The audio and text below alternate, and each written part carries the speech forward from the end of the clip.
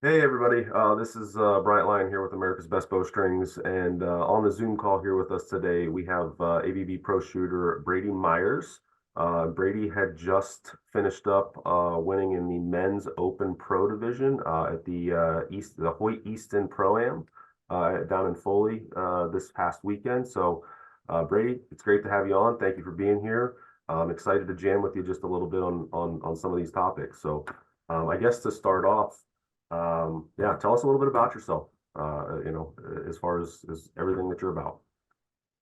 Yeah, so from Eastern Pennsylvania, and started shooting probably when I was about 8 years old, I believe. I shot my first state shoot, and then got in more competitively. Started getting a little bit better for my age. I was a decent shot, and got to about 11 years old, and that's when I started shooting more like all around field and hunter, outdoor target mainly. And then I started shooting 3D more the following year when I turned 12. I think I started IBO, I believe 2017 was my first year in IBO. And man, I just pretty much, I loved 3D and that's all Yeah, I wanted to shoot. So, and then I well, pretty awesome. took off from there, won my first world championship, first year shooting IBO. So that's how I really got into it, got started. But yeah. Cool.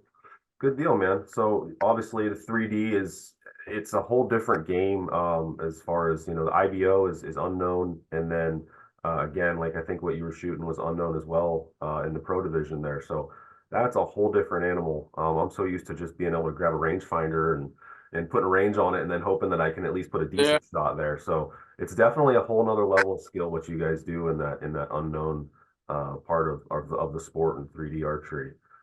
So kind of going over, obviously you won this last event here in Foley, which was awesome. Tell us a little bit about that. Like recap that event. Like how did that whole like going in there, how did you feel going into it versus where you were kind of as you kind of got through the weekend going into the shoot downs there? Yeah. So I really did not expect to like win this tournament. Last year I struggled with ASA. For me, it was my first year shooting pro. I've never shot 50 yards unknown yet, too. So it was a huge jump, especially in the ASA. Never shooting it, it's a lot more strategy than IBO because you got uppers and lowers, and it's easier. It's easier to shoot a big miss, and that's what I had to learn to not do. And I still shot a big miss actually, but I managed the course really well, and that's what got me to where I did get to. But I really didn't even expect. I mean, I would have been happy.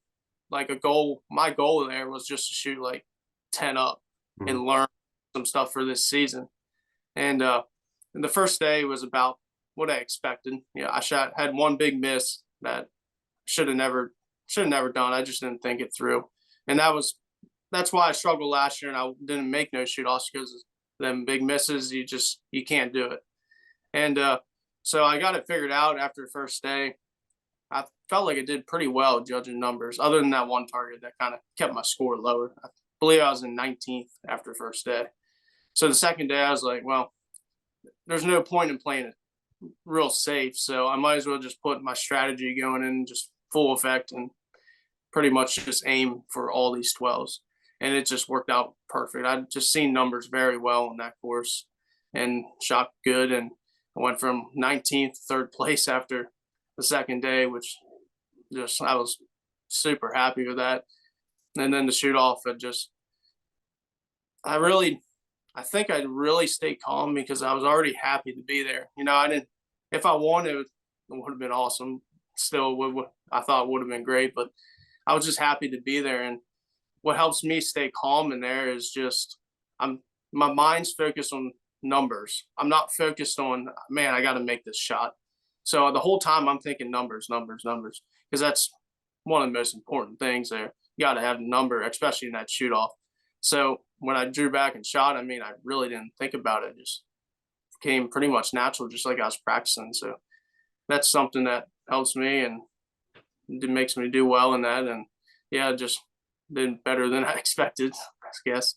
Right. So it sounds like it kind of just you kind of went into it loose. It was like, hey, if I just know that I just shoot how I can shoot, it's just like, hey, if I can win, that's fantastic. But just it kind Yeah. of lets those nerves off. You kind of hit your goal of like, hey, I made the shoot downs. I'm shooting decently. I'm kind of like riding a little bit of a hot streak here, and Yeah. I'm sure that helped a ton.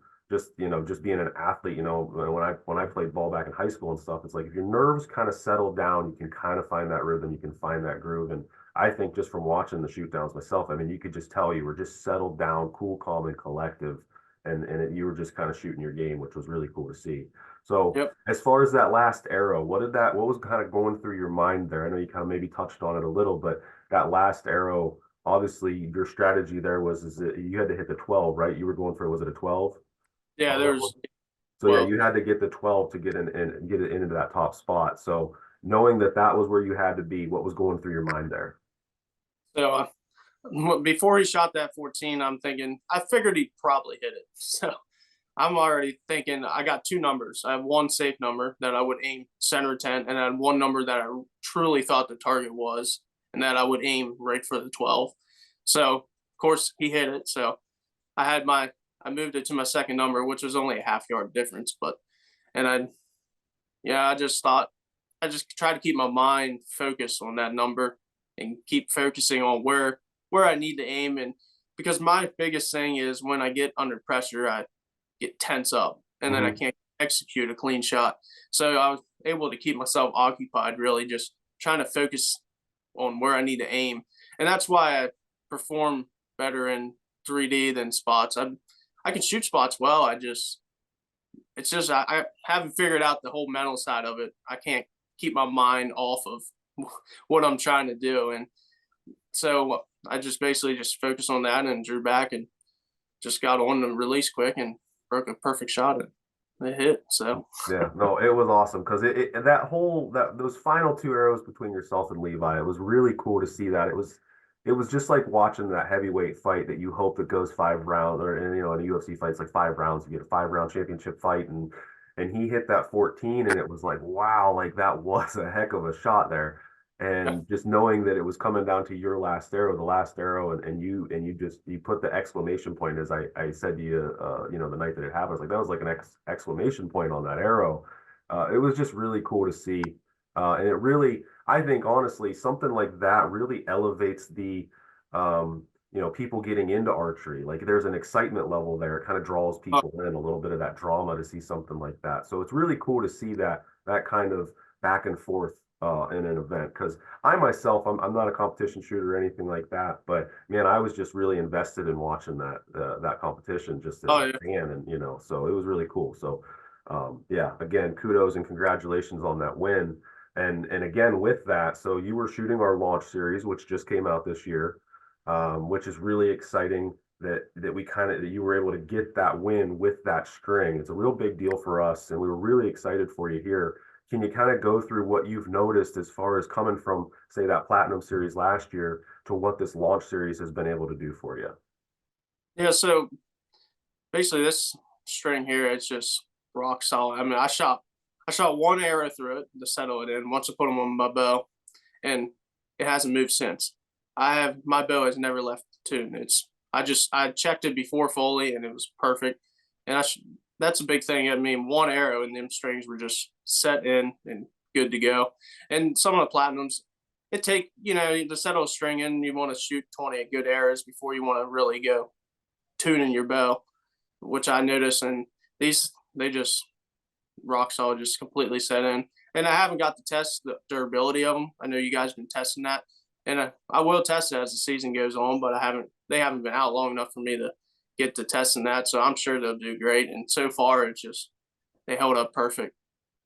Awesome, man. Yeah, that's what we kind of preach too on that stability, is that you can set those strings on there and you can just get right to work, and they'll stay where they need to be. Like they're not moving, or there's no inconsistencies with it. And obviously someone like yourself, you were able to take that, and like you said, one shot settle it in, and I went out and just won, a major ASA competition out here. So Yeah, that's awesome, man. It's a testament. We really, our people here, we really try to do our best in what we do in building the best bowstrings that we can. We chase perfection, and obviously, we're really excited for you to be able to get that win there. But yeah, it's been it's been real cool to talk to you about this. Is there anything else that you kind of want to touch on? Like, what's the rest of the year looking like for you? Oh, so there'll be all the ASAs and all the IBOs, and I'm really looking forward to next ASA now that I got a lot of confidence in how things went, and I really feel like I got a good strategy going into it.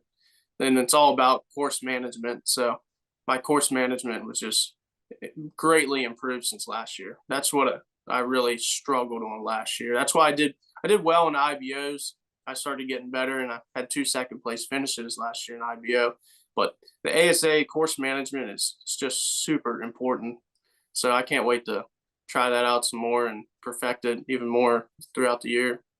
So when you say course management, can you elaborate on that a little bit? Like, what do you mean by the course management there? So when I walk up to the target and judge, actually a good video, Levi Morgan's video he just put up for judging yardage. If anyone wants to watch a good video for judging yardage, that video there is phenomenal, and that's really what actually helped me this tournament. Kind of ironic, but so You took him down with his own pointers. yeah, so I really on that video, and I sat down and I watched that video. I actually backed up and watched it twice, and I thought about how I missed last year, like where my misses normally are. And for me, I normally miss low. I'm Most of the time it's under judging. Now and then I always shoot a bad shot now and then, but most of the time it's under judging. So Levi, he goes for all lowers. I go for all uppers because it gives me more room to drop. So when I mean like course management, if I walk up to a target and I think this target's 44 yards, but he could be 43, could be 45. So I'm picking that 43, maybe 43 and a half. So if I do fall, I'm going to stay, I have way more room to stay in that 10. So that way, and if I'm a half yard off, I still catch the bottom of it. So, like subtracting half yard and aiming hard at the upper is normally what I've been doing. And then that just helps you to not shoot them fives. You can't shoot fives, Mhm. especially this, or if you do shoot a five, you better hit a lot of rings. So Right. that helps you, helps you keep it in there without losing points in the process. And that's what really worked out for me this past shoot. Gotcha. Good deal, man. Well, Brady, it's been great to talk to you. If you want, go ahead, plug any social channels that you have or YouTube. I know you got like a YouTube channel that you're running as well. Feel free to plug that. And yeah, again, thank you very much for hopping on here with us, and congratulations again on your big win. We're really looking forward to following you along as the tournament trail goes, and just wish you nothing but the best as we go forward. All right. Thank you.